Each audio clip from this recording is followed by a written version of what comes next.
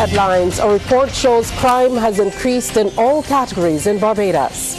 Barbadians urged to explore trade opportunities with Canada. The Barbadian fishing community told to get involved in the Marine Spatial Plan. And in sports, 12 wickets fall as the Windies surrender a slender first innings lead on day 2 of the second test. Broadcasting from our studios in the Pine St. Michael, this is CBC NewsNight, starting now.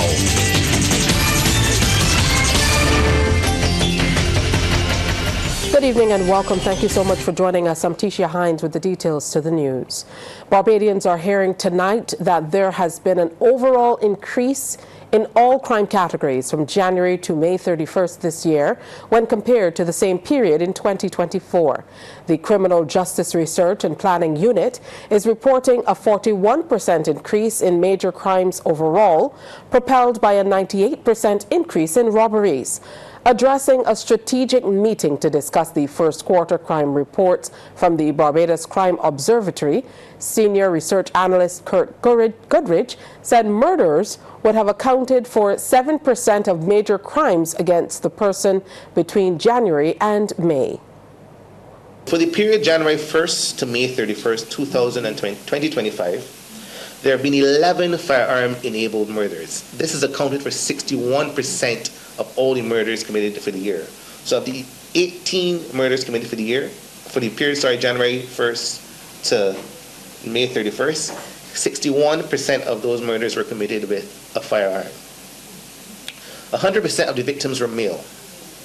The average age of the victims is 30 years old, and 14 persons have been arrested for 6 of these 11 firearm-enabled murders. And of the 14 persons arrested, all 14 were males.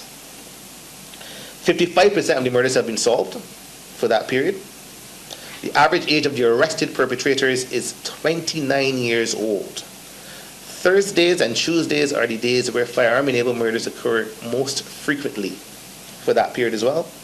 And 45% of those firearm-enabled murders have occurred in the parish of St. Michael. Now, the unit also reveals a significant 150% increase in theft of livestock, 67% increase in theft of motor vehicles, and a 52% increase in theft from stores. Additionally, there's been a small 9% increase in major crimes against property, marked by a 45% increase in commercial burglary. Robbery is again the most reported major crime for both years. So for that period in 2024 and 2025, robbery is the most reported major crime against a person. March is again the most reported, the highest month, the highest reported number of major crimes against a person in both 2024 and 2025. So serious bodily harm is also the second most reported major crime for both years. So when we look at the individual crimes, we'll see that for that same period, there have been 55 more robberies when compared to the period in 2024. So this marks a 95% increase in robberies when compared to that same period in 2024. When we move on to serious bodily harm, for January 1st to May 31st, 2025, there have been 6 more charges of serious bodily harm when compared to the same period in 2024. So this marks an 11% increase when compared to 2024. In 2024, Barbados recorded 49 murders, a 158% increase from 2023. Now, in Barbados, the fear of crime is rising even in the absence of direct victimization. This is according to preliminary findings of research on the fear of crime presented by intern of the Criminal Justice Research and Planning Unit, Aaliyah Trotman. She says 37% of the respondents who participated in the survey were actual victims of crime, yet 90% expressed some level of fear. The influences on that fear that persons would have felt, 80% of persons cited stories and community narratives as their source of fear, while only 10% of persons based their fear on media coverage such as radio news, CBC, Instagram, Twitter, whatever may be circulating on social media. The key emerging themes are in person's response to fear, rather. Some key themes came out. The first was protective companionship and hypervigilance. One of the respondents said, anytime they're out at night, I keep someone with me. I'm hypervigilant and I call someone on my way home. One other person even said that they kept someone on the phone as they were traversing home or as they were arriving in their home and then moving from the car inside. Now, the findings also are showing that Barbadians are staying away from social activities due to their fear of the heightened criminal environment. Another respondent said, I'd rather not attend social events or do any unnecessary outings because there's always a shooting or a robbery or some other nonsense happening at these events. The next thing we saw coming out was defensive investment and home fortification. One respondent said, I installed cameras in my home and they were even thinking of getting a gun, which cost $10,000. Now, going into the implications of what this person said, we see that the fear of crime is driving persons that could be potential victims, because this person was not a victim of crime, but just the thought that they could potentially become a victim of crime, they're saying, well, I want to get a gun, which could also potentially take them from a victim to a perpetrator. Meanwhile, police are reporting more success. For the third day this week, they have brought someone to court with firearm charges. The latest is a 25-year-old man named Elijah Akeem Copeland of Chase Gap, Halls Road, St. Michael. He has been remanded to prison for a number of drug and firearm charges. Copeland was not required to plead to illegal possession of a firearm and 10 rounds of ammunition. He, however, pleaded guilty to possession of 400 grams of cannabis with intent to supply and traffic in the illegal court. The drug carried an estimated street value of $2,000. The offences are said to have occurred on June 27th at Halls Road. Magistrate Manila Renee remanded Copeland until August 5th, when he is expected to reappear in the District A Criminal Court number 2. There is a fierce urgency by which Canada and Barbados must act. This as both countries face uncertainties on several levels, despite enjoying a diplomatic relationship over the last 59 years. And officials are hopeful that with revolutionary changes across the board, both countries can assist each other going forward. Our Rachel Agard has more. The government of Barbados continues to employ and implement measures to improve the quality of life in Barbados for all those who live on the island. Minister of Foreign Affairs and Foreign Trade, Carrie Simmons, says it is time to harness opportunities to go that extra mile. He was speaking during the Canada Day celebrations as that country celebrates its 158th anniversary. Barbados is a country which is beginning to open its doors towards the development of several new areas of economic endeavor. Principally among them, perhaps, is a renewable energy platform. And we've all heard it in this country. The intention is to fully green this island by the year 2030. And there are those who have been a little bit doubtful and have asked that we push that back to 2035. Minister Simmons says there is a partnership with Canada, which boasts of over $300 billion United States dollars in renewable energy investment and is an excellent partner for Barbados to carry on with that mission. He says Canada can assist with policy, capacity, and technological transfer. Artificial intelligence and digital innovation, among others, are also high on the list. These are challenges which little islands like ours must come to grips with. And frankly speaking, again, we see in Canada an excellent partnership because your Prime Minister has again sought to anchor Canada's future development along those lines. It is not all going to be hunky-dory. There are some conversations which perhaps are going to be a little bit more difficult. As recently as today in Cabinet, we had a conversation about that which is called CBAM. And I think many of you may not even know what CBAM is, and that is one of the worrying things about this region because we have now to become very adept at some of the big issues which are coming our way. Canada's High Commissioner to Barbados, Her Excellency Brenda Wills, says the world is experiencing a period of drastic change, and all countries are living with some measure of uncertainty. Canada is seized with the challenge to not only reset our economic and security relationship with our closest neighbor, the United States, but also to build a strong coalition of like-minded countries. Countries such as Barbados and the Eastern Caribbean states that share many of our values and believe in international cooperation and the free exchange of goods, services, and ideas. Barbados must now sit with Canada and carve out that space which benefits both countries. Rachel Agard, CBC News. Thanks, Rachel. Well, coming up, opportunities for fisher folk to get involved with the Marine Spatial Plan. Local fisher folk are being asked to get involved in the Marine Spatial Plan. The call is coming from Director of the Coastal Zone Management Unit, Dr. Leo Brewster. He was speaking to the media as work on the plans move into high gear next month. Our Trevor Thorpe has more on that story. The Coastal Zone Unit official says stakeholders of all persuasions are needed as attention moves to the deep, where mapping would be done with international assistance. What we're looking to do in August is we're bringing in a significant research vessel that's going to do deep water research for us out of Ireland from the Marine Institute in Ireland. And that's going to be the first significant deep water mapping for Barbados in its exclusive economic zone space. It's just one section, and then we have to sectionize it over the period of the next 5 or 6 years to get the entire exclusive economic zone space done.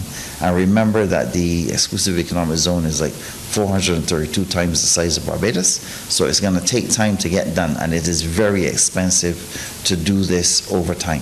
Dr. Brewster lamented the lack of greater participation from stakeholders and pointed out that the Marine Spatial Plan is expensive and is not an easy task. We've tried to involve fisher folk as best we can. We've had specialized meetings with the sector, which have been attended really well, led through the Fisheries Division. But when we've had public meetings, with the exception of probably 2 meetings, there has been very little fisher folk representation. The Coastal Zone head says it is an outreach program and they have touched primary and secondary schools as it's an initiative for Barbados and all Barbadians. We've also tried to ensure that through the use of things like what we call an ocean use survey, we've been able to go to stakeholders and ask them how they specifically use areas within the marine space, draw on a map the area that you use and what sort of activities you do there.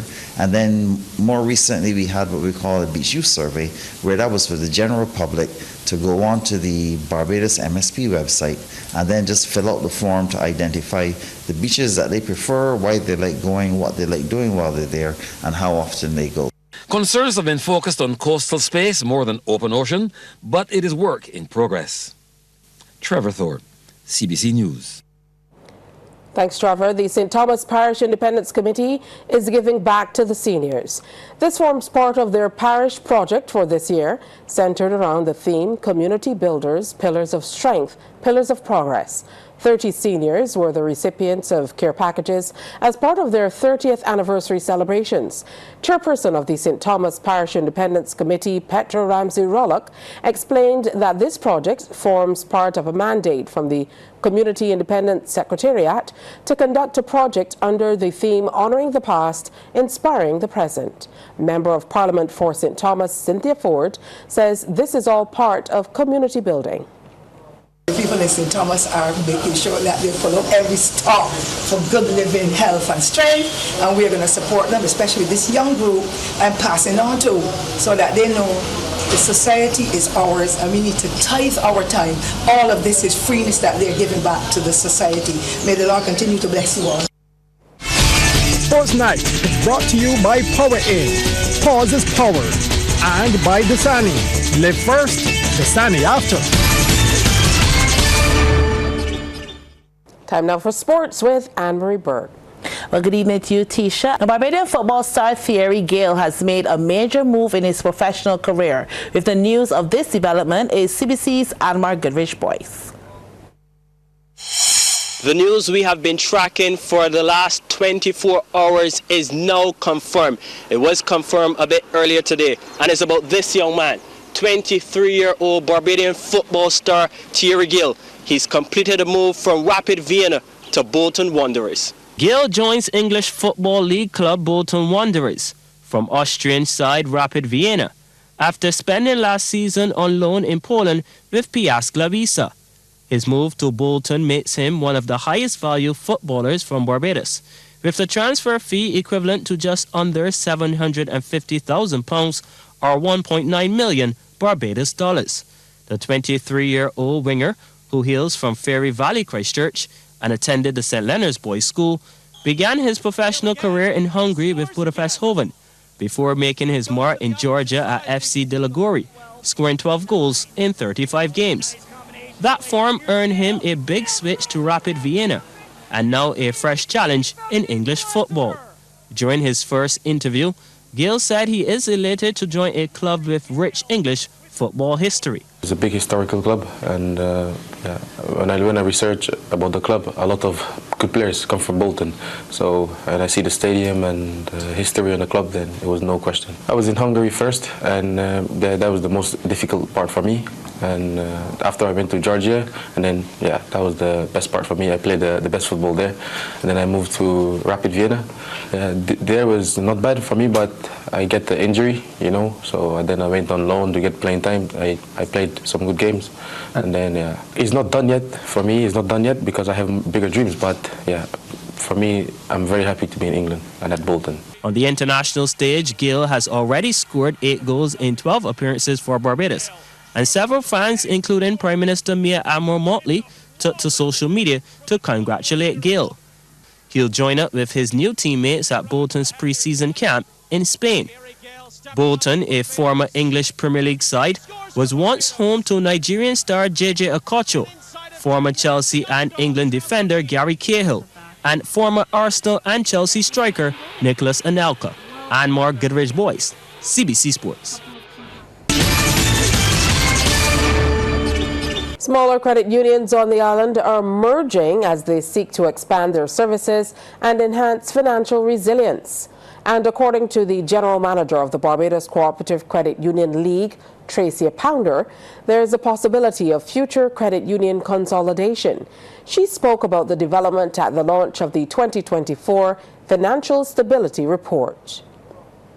Are also seeing that there is looking to be perhaps some further consolidation in the movement. We came from about 33 or so credit unions. We're now down to about 22. So I think that's a trend that we can expect to continue.